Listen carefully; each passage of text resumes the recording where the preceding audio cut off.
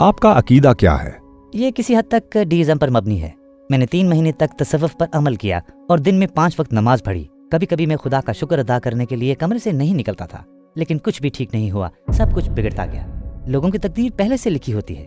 ایک 3 سالہ بچے کی قسمت میں خدا عصمت دری کیوں لکھے گا؟ اور وہ عصمت دری کرنے والے کا ایسا انجام کیوں لکھتا ہے؟ میں خالق کو مرد الزام ٹھہراتا ہوں، کیونکہ اگر ضروری ہو تو خدا ہر کسی کی مرضی کو محدود کرے، لیکن کسی بھی قسم کی برائی نہیں ہونی چاہیے۔ میں کہہ سکتا ہوں میں اس کے انصاف کا احترام نہیں کرتا۔ کیا آپ ایک ریپسٹ کے برابر ہونا چاہتے ہیں؟ اشهد ان لا اله الا الله واشهد ان محمدا عبده ورسوله۔ کیا یہ ویڈیو یوٹیوب پر شائع کرنے میں کوئی مسئلہ ہے؟ کوئی مسئلہ نہیں۔ ہمارا آج کا موضوع عقائد کے بارے میں ہے۔ آپ کا عقیدہ کیا ہے؟ یہ ڈیزم پر مبنی ہے۔ میرا مطلب ہے میں قبول کرتا ہوں کہ کوئی خالق ہے، یہ ایک وسیع کائنات ہے، یہ خود سے وجود میں نہیں آ سکتی، میں اس سے متفق ہوں، لیکن میں یہ بھی کہتا ہوں کہ میں اس کے انصاف کا احترام نہیں کرتا، میں نہیں جانتا، اور یہ میرے حسد کی وجہ سے ہو سکتا ہے۔ کچھ لوگ میری عمر کے ہیں جو BMW اور پورش چلاتے ہیں، میں اسے دیکھتا ہوں اور میں سوال کرتا ہوں کیوں؟ میں یہ کیوں نہیں کر سکتا؟ وہ نماز نہیں پڑھتا، روزے نہیں رکھتا، زکوٰۃ نہیں دیتا، میں نہیں جانتا۔ میں اس وقت یہ سب کچھ کر رہا تھا، یہ باتیں کرتے ہوئے بھی میں یہ سب کچھ کر رہا تھا، ان ٹیٹوؤں کے ساتھ بھی۔ ایک بھائی کا شکریہ، میں نے 3 ماہ تک تصوف پر عمل کیا، میں نے دن میں 5 وقت نماز پڑھی، لیکن کچھ بہتر نہیں ہوا، سب کچھ بگڑ گیا۔ میں نے سوچا اور کہا خداوند عالم، میں آپ کی خدمت میں حاضر ہوں، میں آپ کا شکر ادا کرتا ہوں۔ ایسے وقت تھے کہ میں دعا کرنے اور خدا کا شکر ادا کرنے کے لیے کمرے سے نہیں نکلتا تھا، لیکن کس وجہ سے کچھ بھی بہتر نہیں ہوا اور سب کچھ بگڑتا گیا۔ جب میں ماضی میں دیکھتا ہوں تو ان لوگوں نے جنہوں نے نہ دعا کی نہ شکر ادا کیا ہمیشہ ترقی کی۔ میں نے کہا کیا یہ آپ کا انصاف ہے؟ جیسا کہ آپ جانتے ہیں کہ ہمارے ملک میں چھوٹے بچوں کی عصمت دری کے واقعات بھی ہوتے ہیں۔ میں نے کہا اے میرے رب، تو بہت عظیم ہے، تو طاقتور ہے، تو زبردست ہے، تو مدد کیوں نہیں کرتا؟ کیا ہم یہ کہہ سکتے ہیں کہ یہ آپ کو قدم بقدم ڈیزم کی طرف لے گیا؟ ہاں، ہم کر سکتے ہیں۔ ٹھیک ہے بھائی، میں نے آپ کو بہت مخلص پایا، شکریہ۔ لہٰذا آپ سچے دل سے بات کر رہے ہیں اور ایک سیدھے سادے آدمی لگتے ہیں۔ میں پوچھتا ہوں، اگر آپ کو آپ کے سوالات کے تسلی بخش جوابات مل جائیں تو کیا آپ اسلام کی طرف رجوع کریں گے؟ یقیناً میرے سوالات کے جواب ملنے کے بعد مجھے واپس کیوں نہیں آنا چاہیے؟ پھر بھی اگر ایسے واقعات ہوتے ہیں جیسا کہ آپ نے کہا، کوئی امیر ہو جاتا ہے اور اس وقت اگرچہ میں مسلمان ہوں، میں ایک کافر سے زیادہ غریب ہو سکتا ہوں، اور دوسری بات یہ کہ دنیا میں بہت سے جرائم ہیں، اور آپ نے ذکر کیا ایسے لوگ جو دوسروں کو تکلیف دیتے ہیں۔ اب جب ہم ان دونوں مسائل کو دیکھتے ہیں تو کیا آپ سمجھتے ہیں کہ ان کا وجود اسلام اور قرآن کے باطل ہونے کا ثبوت ہے؟ میرے لیے یہ ہے، کیونکہ میرے اس بھائی جس کا میں نے پہلے ذکر کیا تھا نے مجھ سے کہا آپ جتنا زیادہ دین پر ڈٹے رہیں گے، جتنا زیادہ اللہ کا شکر ادا کریں گے، چیزیں آسان ہو جائیں گی۔ اس نے کہا میں اس پر یقین کر کے اس راستے پر چلنے لگا، اس راستے پر کچھ بھی صحیح نہیں ہوا، سب کچھ صرف بگڑتا گیا۔ اس کے بعد میرے ذہن میں خیالات آنے لگے۔ میں سمجھ گیا، شاید ہم نے ضروری معنی پوری طرح سے نہیں سمجھے۔ آپ کو پتہ ہے کیوں؟ لوگوں کو یہاں تربیت گاہ کے بطور بھیجا گیا، بالکل اسی طرح جیسے جب ہم کسی لائبریری میں جاتے ہیں تو ہم یہ نہیں کہتے کہ یہ اتنی خاموش ہے اور اسے ایک بری چیز نہیں سمجھتے، ٹھیک ہے؟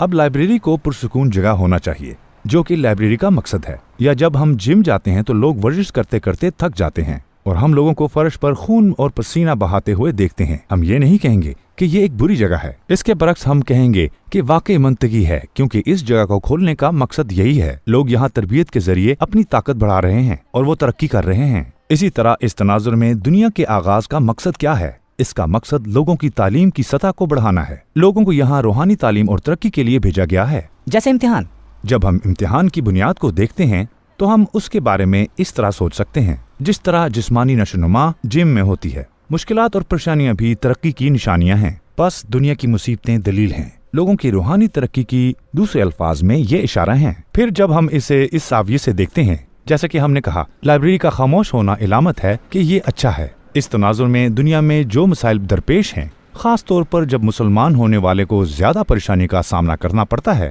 تو یہ روحانی ترقی کی علامت ہوتی ہے۔ اس جگہ کا مقصد خدا کو جاننا ہے اور ساتھ صبر اور آزمائش کے اپنی روحانی ترقی کو آگے بڑھانا ہے۔ ان کا ہونا معمول کی بات ہے۔ بس میں نہ صرف مادی چیزوں کے بارے میں فکر مند ہوں بلکہ مثال کے بارے میں بھی۔ یہ ایک بری صورتحال ہے، لیکن میں ایک مثال دوں گا، ایک 3 سالہ بچی کے بارے میں۔ مثال کے طور پر آپ جانتے ہیں کہ ہمارے ملک میں کچھ بزدل لوگ بچوں کو مخصوص واقعات سے روشناس کراتے ہیں۔ ہم کہتے ہیں خدا عظیم ہے، عظیم خدا یہ دیکھ کر ان بچوں کی مدد کیوں نہیں کرتا؟ 3 سال کی چھوٹی بچی کا کیا گناہ ہو سکتا ہے؟ اس کی آزمائش اور اس طرح کی مشکلات کا سامنا کرنے کے لیے देखें, जैसे कि आपने बुनियादी तौर पर कहा, अपनी इबादत में अच्छी तरह इजाफा करने के बाद भी मुझ में उल्टा कमी आई। अब लेकिन जैसा कि हमने कहा, यहाँ मुश्किलात का सामना करना पड़ेगा। सीखने के लिए मैं इस मौजू पर आपसे एक मुखलिसाना सवाल करना चाहता हूँ। इस मामले में आपके ख्याल में इसका जिम्मेदार और कसूरवार शख्स है या उसका खालिक अल्लाह है? मेरे ख्याल में ये खालिक है, क्योंकि इंसान की तकदीर पहले से तयशुदा है। तकदीर अलग है, हम इस पर भी बात करेंगे। तकदीर का लिखना मर्जी को नकारा नहीं करता, हम इस पर बात करेंगे। तो खुदा ने 3 साल की बच्ची के लिए और जाति करने वाले के लिए ऐसी तकदीर क्यों लिखी है? मैं समझ गया, ये ख्याल रख सकते हैं क्योंकि तकदीर का मामला कायम नहीं है। आइए इसे वाज़िया करते हैं। बुनियादी तौर पर जब हम वाक़यात को देखते हैं, हाँ, हम जुल्म को देख सकते हैं, हम लोगों को जराइम करता देख सकते हैं, हम उन्हें एक दूसरे को तकलीफ पहुंचाते हुए देख सकते हैं। लेकिन जब हम इसका तज्जिया करते हैं, हम देख सकते हैं कि जालिम इंसान है, क्योंकि इंसानों में कुव्वत इरादी होती है। मिसाल के तौर पर आपने आज नीले रंग का स्वेटर पहना है। क्या आपने इसे मुंतखब किया या किसी ने आपको मजबूर किया? मैंने इसे मुंतखब किया। तो ये मर्जी है, ये जुज़वी मर्जी का सबूत है। जैसा कि मैंने आज इसे पहनने का इंतखाब किया। इस वक्त हम सब एक जुज़वी मर्जी के वजूद को जानते हैं। जब हम इस वाक़े को देखते हैं तो लोग अपनी मर्जी से जराइम करते हैं। हम पहले ही जानते हैं कि वो लोग अपने इंतखाब के जिम्मेदार हैं। आइए एक मिसाल देखते हैं। हम देखते हैं कि लोग जराइम करते हैं और हम कुरान पर इल्जाम लगाते हैं। फर्ज करें कि जब एक डॉक्टर ऑपरेटिंग रूम में दाखिल होता है तो जानबूझकर लोगों को छुरा घोंपता है। क्या हम तिब्बी किताबों पर इल्जाम ठहराते हैं? नहीं, हम डॉक्टर को मुर्ते इल्जाम ठहराएंगे। हम डॉक्टरों को क्यों कसूरवार ठहराते हैं? इसका किताब से कोई ताल्लुक नहीं। हकीकत में आदमी ने किताब की इताअत नहीं की, ठीक है। इसी तरह अगर कोई शख्स किसी दूसरे शख्स को नुकसान पहुंचाता है और जुर्म करता है, जैसे इस्मत दरी, ज्यादती या कत्ल, तो हम देख सकते हैं कि ये शख्स कुरान की पाबंदी नहीं करता। उस डॉक्टर की मिसाल की तरह, जिस तरह हमने तिब्बी किताब को मुर्दे इल्जाम नहीं ठहराया, इसी तरह यहाँ भी कुरान और इस्लाम को मुर्दे इल्जाम नहीं ठहराना चाहिए। इंसान जिम्मेदार है। मैं असल में कुरान या इस्लाम पर इल्जाम नहीं लगाता, मैं खालिक को कसूरवार ठहराता हूँ। जैसा कि मैंने कहा, आप बहुत अजीम और इतने ताकतवर हैं। हम किताबों में पढ़ते हैं कि खुदा ने माजी में पिछले अंबिया और लोगों की मदद और रहनुमाई की। उसने उन्हें सीधा रास्ता दिखाया। वो आज लोगों को क्यों नहीं दिखाता? दर हकीकत वो लोगों की रहनुमाई भी करता है। वो हमें हल देता है। वो हमें कुरान और सुन्नत से मिसालें दिखाता है। हम अज़्म देख सकते हैं, लेकिन जैसा कि मैंने कहा, लोग अपनी मर्जी का इस्तेमाल करते हुए उस डॉक्टर की तरह ना सुनने का इंतखाब करते हैं। बहुत से डॉक्टर सही काम करेंगे और तिब्बी किताब का इतलाक करेंगे, लेकिन कुछ लोग ऐसा नहीं करेंगे क्योंकि लोगों में कुव्वत इरादी है। आइए बात करते हैं खुदा यहाँ क्यों मुदाखलत नहीं करता। अगर हम इस मौजू को अक्लमंदी के साथ देखें तो हमें नुक्ता नजर आ जाएगा। मिसाल के तौर पर अगर हम कहते हैं कि कोई किसी को छुरा मार रहा या बंदूक से मार रहा है, जब कोई दूसरे को नुकसान पहुंचाने वाला हो और खुदा हमेशा उसे रोके, तो क्या हम बुरे और अच्छे में फर्क कर पाएंगे? अगर मर्जी में रुकावट हो और कोई बुराई ना कर सके, तो क्या आप में और ज्यादती करने वाले में कोई फर्क रह जाएगा?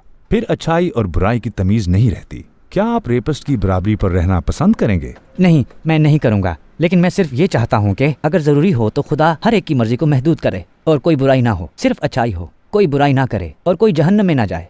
जब हम इस नुक्ता नजर से देखते हैं और लोग पाबंद होंगे, तो एक नेक नीयत और बदनीयत शख्स में कोई फर्क नहीं होगा। मान ले कि इंसान ने अपनी रूह को आलूदा कर लिया है, दोनों में फर्क करने का क्या फायदा होगा?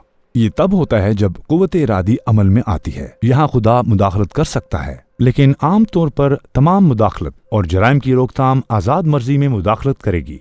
फिर क्या होगा? लोग कहेंगे मेरे पास अपनी मर्जी नहीं है, मैं कसूरवार नहीं हूँ। फिर ये कैसा होगा? इससे सजा और जजा का मकसद फोत हो जाएगा। एक नेक और बुरे शख्स का दर्जा यकसां हो जाएगा। आपने कहा कि आप एक रेपिस्ट के बराबर खड़े नहीं होना चाहते। वो कौन सी चीज है जो आपको मुमताज करती है और मुख्तलिफ दर्जा देती है? अच्छे दिल वालों और बुरे दिल वालों में क्या फर्क है? ये आज़ाद मर्जी की मौजूदगी है। दूसरे अल्फाज में कुव्वत इरादी के साथ अच्छाई सामने आती है और बुराई बेनकाब होती है। हम इसे शफकत से देखते हैं। ये मुझे भी परेशान करता है, इसलिए मैं जो कर सकता हूँ वो कर रहा हूँ। लेकिन रहम करने वाले के लिए यह नामुमकिन है कि वो खुद रहम दिल ना हो। लेकिन जब हम इसे वसी दायरे में देखते हैं तो लोगों को सताया जा सकता है। आइए इस तरह सोचते हैं। मिसाल के तौर पर एक बहुत बुरे ख्वाब के बारे में सोचो। कभी कभी इसमें काफी वक्त भी लगता है, ठीक है। हम कहते हैं कि आपने एक ख्वाब देखा है जो आपके ख्याल में 80 साल तक जारी रहा और ये खौफनाक है। जैसे ही आप इस ख्वाब से बेदार होते हैं, क्या आप पानी के एक प्याले से सब कुछ भूल नहीं जाते? हम इसे ख्वाब कहते हैं और भूल जाते हैं। एक गिलास पानी के साथ अगर खुदा हमें ख्वाब के इस दर्द को भुलाने की तौफीक दे सकता है, जो हमें लगा 80 साल का है, तो वो हमें अब्दी जन्नत के बदले इस दुनिया की परेशानियों को भुलाने की तौफीक क्यों नहीं दे सकता। हम अबदी जन्नत के बारे में बात कर रहे हैं। हम कहते हैं कि खुदा अपने तमाम बंदों से यकसा मोहब्बत करता है, ठीक है, तो वो क्यों चाहता है कि लोगों में बुरी रूह हो? वो चाहता तो किसी को बुरा नहीं बनाता। खुदा अपने बंदों के लिए अच्छा चाहता है, लेकिन लोगों को एक नेमत दी गई है जिसे जुज़वी मर्जी कहा जाता है, ताकि वो अपनी सलाहियत का मुजाहरा करें। लोग इस जुज़वी मर्जी को अपनी मर्जी के मुताबिक इस्तेमाल करते हैं। मसलन आग का वजूद खुशगवार है ना? ये हमारी जरूरत को पूरी करती है, लिहाजा ये अच्छी है। इससे बहुत से फायदे हैं। अलबत्ता अगर कोई अपनी कुव्वत इरादी के साथ आग तक पहुंच जाए और जानबूझकर अपना हाथ जला दे, क्या हम कह सकते हैं आग का वजूद बुरा है? हम ये नहीं कह सकते, ये बहुत गैर माकूल होगा। वो नहीं कर सकते क्योंकि ये पहले से ही जाहिर था कि ऐसा होगा। ये नहीं कह सकते, ये उस शख्स का कसूर होगा। इसी तरह कुव्वत इरादी का वजूद, जुज़वी कुव्वत इरादी, एक बड़ी नेमत है, क्योंकि ये नेक और बद में फर्क करती है, और इसका वजूद ही लोगों को इंसानियत के दर्जे पे लाता है और उनकी कदर बढ़ाता है। लेकिन जैसे कोई शख्स आग में हाथ डालता है या किसी को छुरा घोंपता है, अगर वो किसी को कत्ल या नुकसान पहुंचाकर इस कुव्वत इरादी का गलत इस्तेमाल करता है, तो क्या हम कह सकते हैं कि जुज़वी मर्जी की तख्लीक बुरी और गैर इखलाकी है? खुदा ऐसा क्यों चाहता है? बिल्कुल आग की मिसाल की तरह हम ये नहीं कह सकते, ठीक है। जब हम इसे इस तनाजुर में देखेंगे तो हम कहेंगे हाँ, इसकी तख्लीक अच्छी है और इसके बड़े फायदे हैं, लेकिन बुरे लोग हो सकते हैं। लेकिन जैसा कि हमने कहा, आखिरत की जिंदगी है, जन्नत में अब्दी खुशी अच्छे लोगों की मुंतजिर है, और वो लोग जिनका आपने जिक्र किया, जिन पर हमें बहुत गुस्सा आता है, उन्हें इंसाफ के साथ सजा दी जाएगी। ये ऐसा ही है जैसे कि एक सुल्तान का जन्नत और जहन्नम के साथ इंसाफ करना। क्या मैं आपको किस्मत के बारे में बताऊं?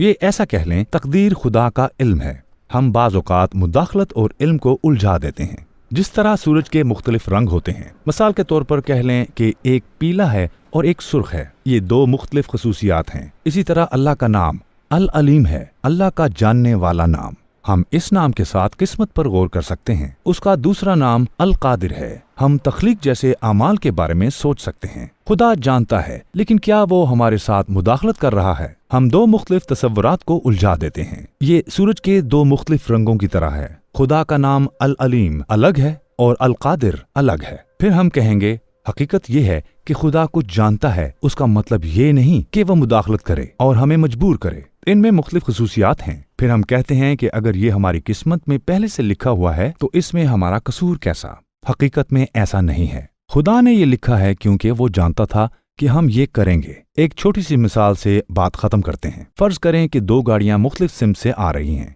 हम इसका हिसाब लगाते हैं और कहते हैं कि वो 8 सेकंड में टकराएंगी। आपने इसे कागज के टुकड़े पर लिखा और एक तसादम हुआ। ये जाहिर था। लोग आपके पास आकर कह सकते हैं हम आपस में टकरा गए क्योंकि आपने इसे कागज पर लिखा था। आप कसूरवार हैं। बिल्कुल ठीक है।